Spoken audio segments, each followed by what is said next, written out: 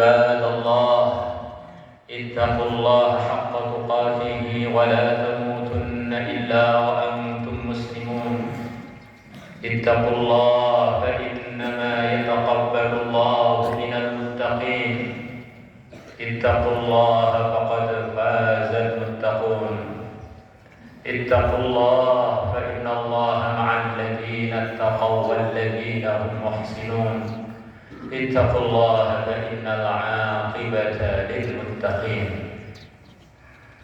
Hadirin yang dimuliakan Allah, marilah bertakwa kepada Allah, mengamalkan seluruh perintah-perintahnya, menjauhi seluruh larangan-larangannya, disertai dengan keyakinan satu-satunya jalan untuk memperbaiki hubungan dengan Allah, menggembirakan yang mulia Nabi besar Muhammad SAW.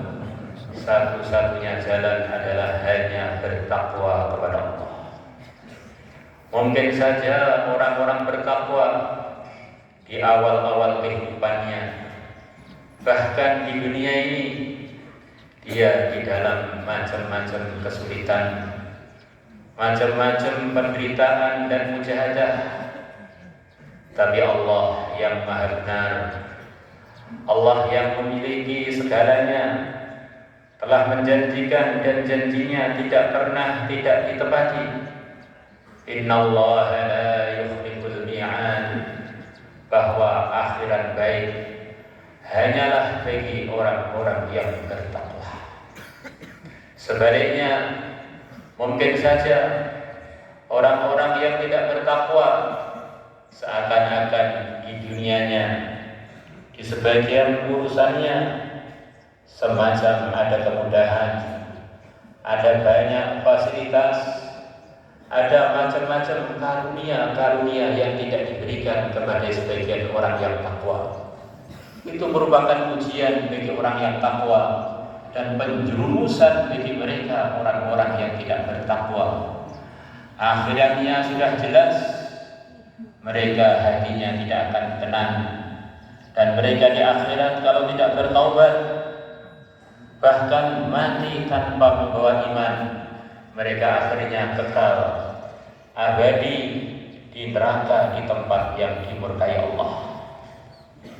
Hadirin yang dimuliakan Allah, pada hari Idul Adha ini banyak sekali pelajaran yang perlunya orang-orang yang bertakwa dan usaha memperjuangkan ketakwaannya dan mengajak umat manusia untuk bertakwa, bahwa dalam sejarah panjangnya manusia belum pernah bertakwa kepada Allah, mengamalkan perintahnya, menjauhi larangannya, kemudian di dunia ini kok akhirnya terlantar.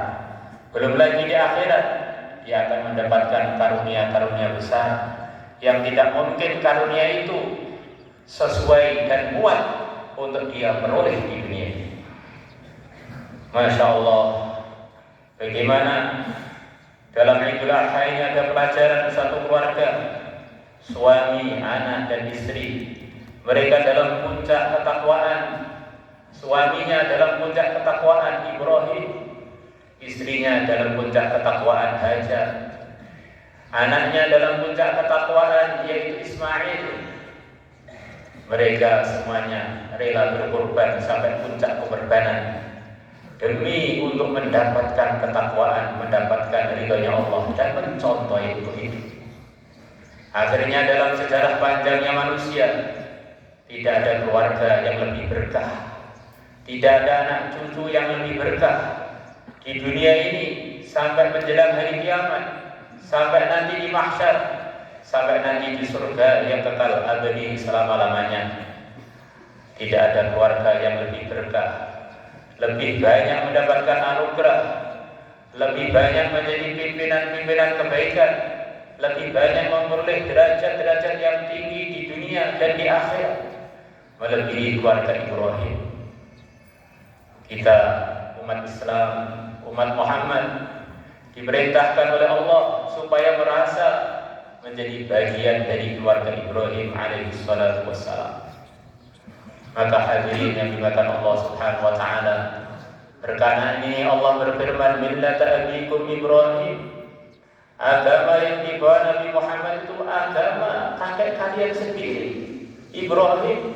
Jangan merasa asing, jangan merasa ragu. Islam tidak pernah mendatangkan kerugian, tidak untuk pribadi, tidak untuk keluarga, tidak untuk bangsa, dan tidak untuk negara. Karena orang kalau bertakwa, dia telah mendapatkan segalanya, mendapatkan ridhonya Allah. Kalau orang sudah mendapatkan ridhonya Allah, dia adalah telah mendapatkan kesuksesan yang sempurna. Man wajadallah wajada kulla syai'. Siapa yang mendapatkan ridhonya Allah, maka dia telah mendapatkan segalanya. Wa man faqadallah faqada kulla syai'. Sebaliknya, siapapun dia, dari keluarga manapun, kalau dia tidak diridhoi Allah, maka dia telah gagal total. Sama sekali tidak ada untungnya dalam kehidupannya, ataupun selepas kematiannya, atau di akhiratnya yang kekal abadi selama-lamanya. Pelajaran yang perlu kita ulang-ulang dalam benak kita, dalam keluarga kita, dalam majlis-majlis kita, bahwa satu-satunya program di dunia ini yang memastikan tidak ada ruginya sama sekali, tidak mengandung kecuali keberuntungan, program itu adalah program ketakwaan. Selain itu, semua program di dunia ini tidak menjanjikan kepastian dalam keuntungan. Program buka lahan, buka toko, program bisnis, semuanya tidak menjanjikan keuntungan, mungkin untung, mungkin rugi. Tapi kalau seseorang membawa ketakwaan di dalam bisnisnya, di dalam perkebunannya, di dalam pertokoannya, andaikan dia rugi, dia tetap akan untung mendapatkan pahala. Akhirnya andaikan dia tidak dapat dunia, tetap dapat keuntungan kekal yang lebih besar, keuntungan di akhirat sana.